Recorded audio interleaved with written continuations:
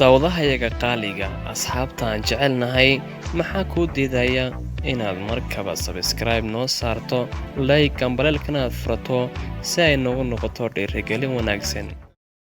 Hay'adda caafimaadka ee marinkaasi Gaza iyo waddanka Falastiin waxay sheegtay dadka Falastiiniinta dhintay inay gaarayaan ilaa 200 oo qof, ay ku jiraan 59 qof oo ciyaal ah.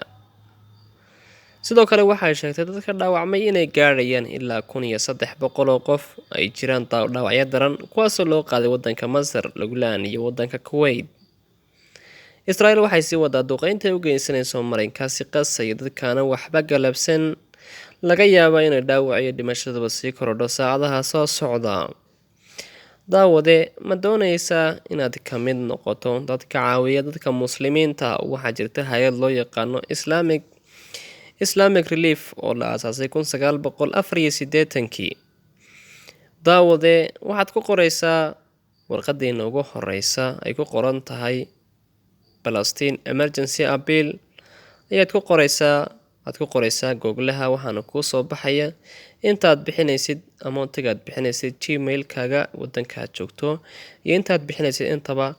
Ku caawi muslimiinta oo ku dadaal inaad noqoto qof Ilaahay dartii wuxuu la baxay insha Allah.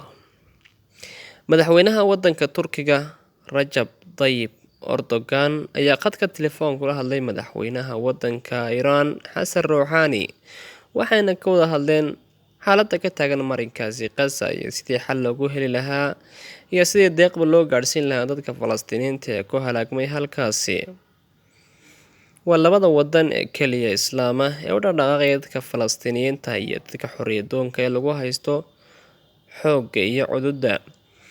Daawade, waad ku mahadsan tahay la socoshada barnaamijyada kan aan soo gelino. Mahadsanid.